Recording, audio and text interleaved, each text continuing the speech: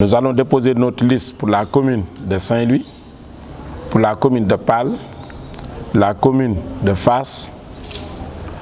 la commune de Gandon et la commune de Gandiol. Mais nous allons aussi déposer notre liste pour le département. Vu le bilan d'abord du président Macky Sall sur le plan national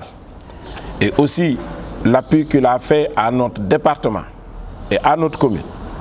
sous le plaidoyer de M. le maire Mansour Faye, mais aussi vu le bilan de M. le maire sur les compétences transférées, que ces partis sont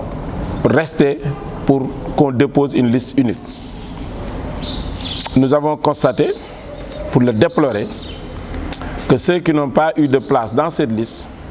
sont allés rejoindre d'autres listes.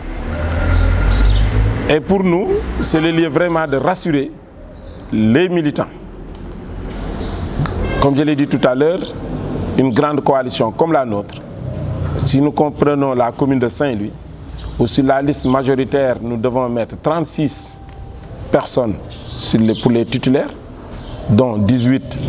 hommes et 18 femmes, ça n'a pas été facile. Au nom de M. le maire, du responsable départemental, mais au nom aussi de tous les responsables du parti ici présents, nous remercions les militants, les responsables engagés qui n'ont pas pu avoir de place sur nos listes et qui sont restés sereins et pour continuer avec nous le travail. Malheureusement, nous ne pouvons pas rester sans réagir par rapport à ceux qui n'ont pas compris cette situation et sont allés rejoindre certaines parties. Principalement le professeur Mary Teuw Niane. Nous attendions qu'il assume ses responsabilités pour se retirer de la coalition et rendre le poste de PCA qu'il occupe en tant que responsable de notre parti dans le département. Mais puisqu'il ne l'a pas fait, nous demandons au président de la République d'abord de l'exclure, de proposer son exclusion du parti, mais aussi de lui retirer ce poste de PCA et que ce poste de PCA revienne à des responsables de Saint-Louis émérites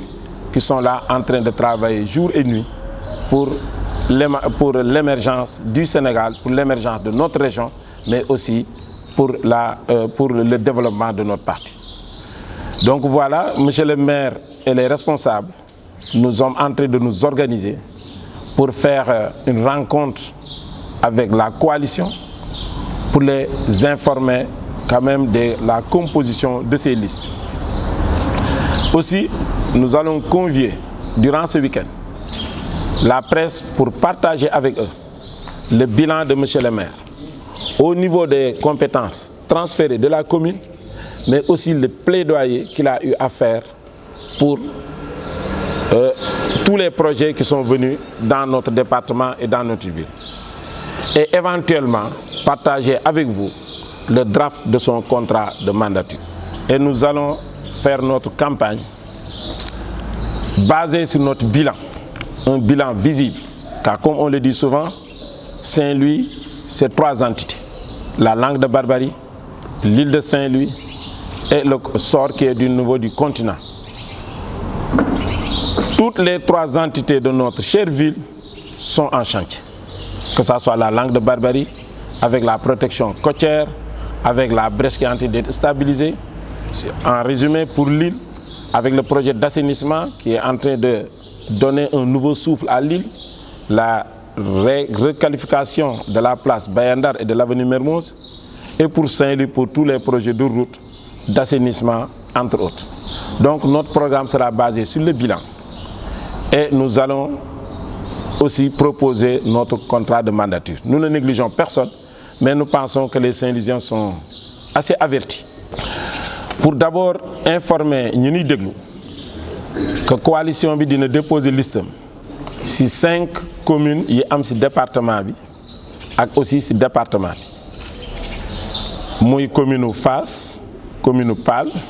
commune Gandon, commune Gandiol, commune Ndar ak département Saint-Louis. Defar liste yi sotti na xëy na ay yu ndaw moo ci des photocopie ba dajale mais yombul woon ndax parti yi ko composé parti bu nekk rek su demaloon boppam mën na defar liste donc ñoom ñëpp suñu nangoo nekk ci gannaaw le président Macky Sall mu teg fii le monsieur le ministre maire Mansour Faye donc yombul woon ñi nekkul ci liste bi ak ñi ci nekk ñëpp monsieur le maire prévoir na rencontrer leen pour waxtaan ak ñoom xamal leen ko ñenn ñi xam nañ ko ba nangu ko ñoo ngi leen ci remercier bu baax a baax au notre nom du monsieur le maire ak de la grande coalition dont ñi ko composé ñëpp ñoo ngi fi teew ñeneen ñi nag biñ koy yëgee xëy na dem nañu feneen di ay def nañu daal yu fu ko mer loolu nag liñ ci mën a wax mooy képp koo xam ne Ndar moo la tax a jóg Sénégal moo la tax a jóg mënoo toog te gisoo bilan bi am Saint-Louis ak bilan bi am Sénégal moom moo tax ñu xalaat ni ñooñu di fekkoon ni dañuy politique pour jaamu bëgg-bëggu askan wi xam naa ni duñ ko doxale niñ ko doxale am na ci nag ñoo xam ni depuis 1 an ñoo ngi défier presque mën nañ wax position parti bi ak yoonu parti bi boobu bële na ñun ñu ni tekk ndax dañu gëmoon ni li rafet mooy ñooñu la leen parti bi jox ñu delloo ko ndax soo nekkee ci dara te mu wóor ni la nga fa toogee sa responsable politique gu parti moo tax bis booy pare ci parti boobu da nga war delloo lépp te ñun suñ koy wax dañ koy wax avec fierté ndax ñoo ngi rappeler suñu leader le président Macky Sall ba muy génn ba mu demee ba d'accordul ak PDS dafa delloo poste président assemblée delloo poste député delloo poste maire de Fatick pour après dem wutiwaat ñooñu nag puisque defuñu ñoo ngi demander le président de la République le président Macky Sall mu proposer aux structures du parti l'exclusion du professeur Mary Teuw parce que c'est de lui qu'il s'agit parce que lu mat at a ngi muy défier le parti di défier yoonu parti bi poste aussi bi nga xam ne président moo ko fa nommé par décret muy poste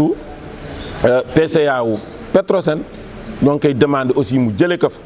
ndax ay doy itam di ko ñaan ki mu koy jox muy responsable parti bi fii ci Ndar ndax ay responsable yu mag ñoo ngi fi di liggéey guddi ak bëccëg pour parti bi jëm kanam pour liggéeyu président gën a fës donc loolu lañ mënoon wax en propos préliminaire di wax daal président na exclure na proposer l'exclusion du professeur Mary Teuw Niane et nous demandons puisqu'il n'a pas démissionné boobu ba léegi li mu ñuy défier mi ngi eggale de toog sa place ba di jël tous les avantages liés à cela te liggéeyalul parti bi ñoo ngi demander président mu jëlee ko fa ba pare di ko ñaan keneen ki muy nommé mu nekk ku nekk sunu biir. dëgg la yëg na ni lu mat juróome quelques ñaari candidats déposé gum nañu mais Ndar dañu yàgg voté lu mat ay téeméeri at ñoo ngi voté xam nañ bu baax voté bilan wu sunu coalition dëgg la Mansour Faye jiite ko suñu jëlee sur les compétences transférées suñu bilan defe naa ni ñëpp gis nañ ko suñu jëlee itamit projet état ak risques yi nekkoon ci Ndar te président Mansour Faye def plaidoyer monsieur le ministre maire def plaidoyer tey ji gis nañu Ndar yëpp est en chantier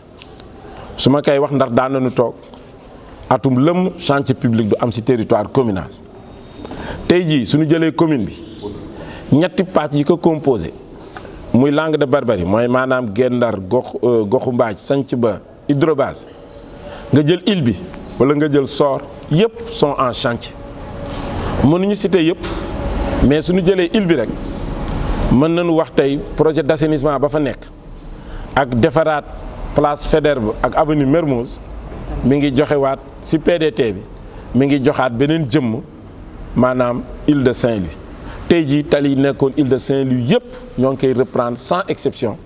ba pare di subventionner yenn kër yoo xam ni màggat na te am na maanaam valeur historique pour ñu mën a ko defaraat suñu jëlee Langue de Barbarie jafe-jafe yi mën nañ wax yi si ëppoon solo géej gi ko doon ñëw jël la ak brèche bi yóbbu sunu njaboot yi lu bare tey jii brèche bi presque réglé wu na ndax liggéey bi président may Ndar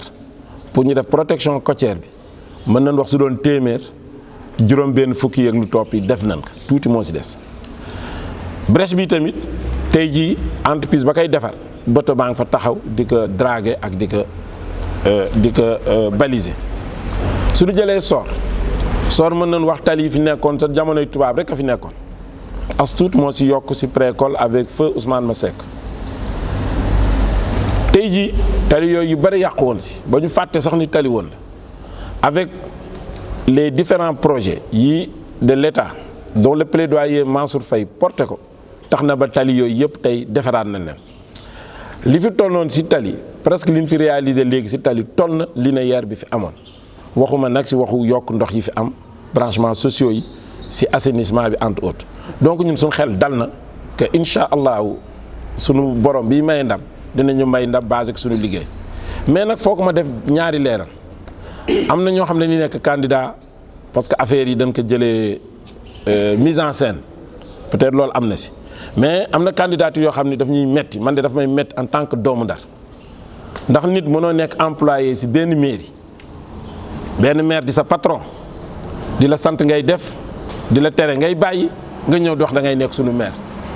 première commune Sénégal première commune Afrique occidentale kuy employé d'une commune de Saint-Louis ñëw wax da nga koy diriger je pense que loolu gàcce la sax si nit ki ko xalaat ak ñi ànd ak moom mais loolu defe naa doomu Ndar yi daan taxaw ba loolu di jàll incha allahu rabbi. kaawu Mary Teuw tam wax naa ko si je pense que li ko tax a jóg jël mairie bi comme trophée de guerre mais ñun li ñuy wax mooy président Macky Sall proposer son exclusion du parti et incha allah gëm na ni instance yi daan ko valider et que li xam ne dañ ko nommé par décret président Macky Sall aussi jëlee ko fa ba mooy PCA Petrosen ba pare ñoo ngi koy ñaan ndax président nag mooy nommé que su ko fa jëlee mu jox ko benn responsable de la coalition fii si Ndar.